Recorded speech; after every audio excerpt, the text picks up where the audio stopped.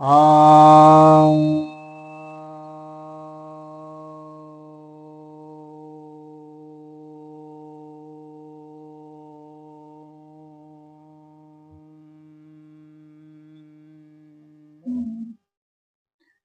सभी भक्तजनों को सब प्रेम नमन।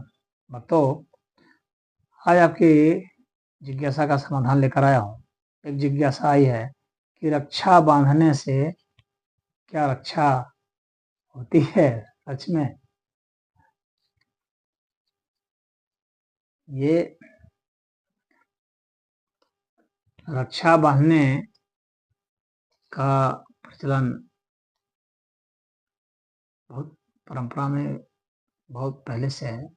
ये भी एक सनातन परंपरा ही रही है और पूजा हो जाने के बाद रक्षा बांधा जाता है। साधना सिद्ध होने के बाद रक्षा बांधा जाता है। संकल्प जब कराया जाता है तब रक्षा बांध दिया जाता है। और जब किसी को यज्ञ हवन कराते हैं उस समय भी इसे बांधते हैं।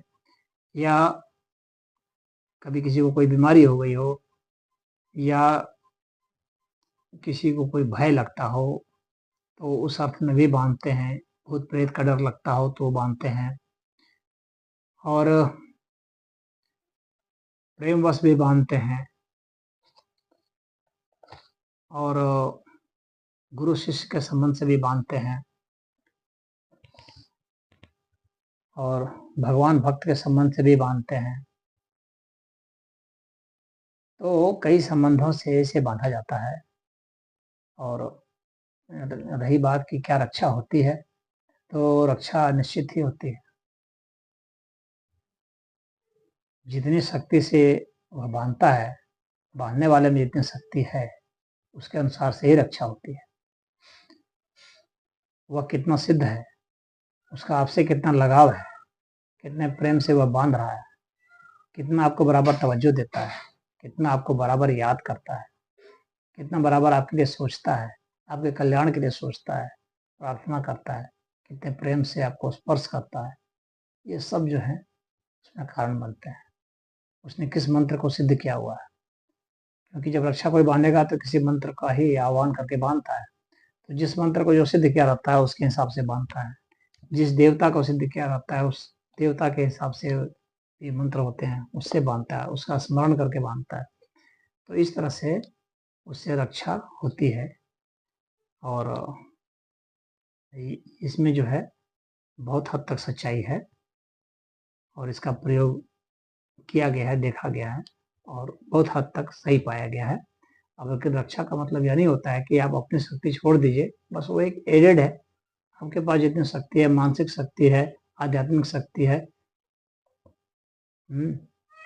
आपकी जो भी वैचारिक शक्ति है, वो सब प्रभावित होते हैं। उससे एक संबंध बन जाता है।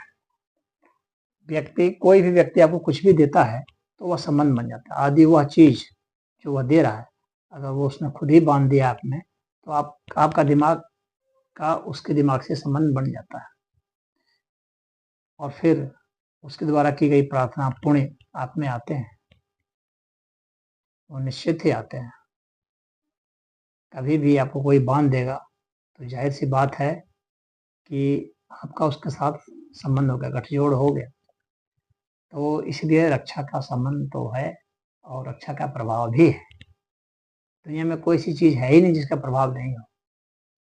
प्रभाव तो है। कितना प्रभाव है यह एक शोध का विषय हो सकता है, यह मेजरमेंट का विषय हो सकता है, डिग्री का विषय हो सकता है, लेकिन होता अवश्य ही है। इसीलिए रक्षा बांधते हैं। कलावा बांधने का ये हम लोग का यहाँ सिस्टम रहा है, परंपरा रही है और इसका फायदा भी होता है।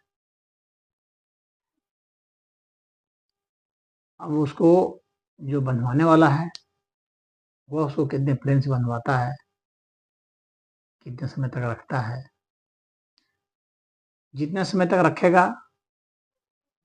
उतने ही समय तक प्रभाव रहेगा, ये ध्यान देने वाली बात है। क्योंकि उसको काट के फेंक देने के बाद फिर उसका संबंध लगभग टूट सा जाता है, पुराना हो जाए। तो इसलिए रक्षा फिर बंधवा लेनी चाहिए। रक्षा बहुत पुराना हो जाए तो फिर बंधवा लेने का है फिर उसी मंत्र के साथ अभिमंत्रित करके बांध देते हैं। और अगर कोई मंत्र दे देते हैं, मंत्र आपको दे देते हैं रक्षा बांध करके, तो फिर आप उस मंत्र को जपते रहिए, तो वो रक्षा जो है वो संचालित होता रहेगा, मजबूत होता रहेगा। और जब वह भी मंत्र बांधने वाला भी दोहराता है और आपके कल्याण की कामना करते हैं, तो वह और भी पुष्ट हो जाता है। तो इस तरह से इसका संबंध मैंने देखा है, प्रयोग भी किया है, ये अच्छा है। और गुरु शिष्य से या पुरोहित और यजमान से, भाई बहन का, इस तरह का जो भी रक्षा सूत्र है तो होता है, यज्ञ करता है, इन दोनों के संबंध, तो इसमें आते हैं, उसके अंश आते हैं, उसके पुण्य प्रताप आते हैं। और वो व्यक्ति कितना शुद्ध है, कितना पवित्र है, कितनी साधना है, कितना आपके हित के लिए सोचता है, उसके हिसाब से ही उसका फल आता है। और आप उसको कितने प्रेम से लेते हैं, कितने शिष्य भाव से लेते हैं, कितने भक्ति भाव से लेते हैं, इसके हिसाब से भी होगा। तो ये दोनों पक्षों की तरफ से होता है। हरि ओम।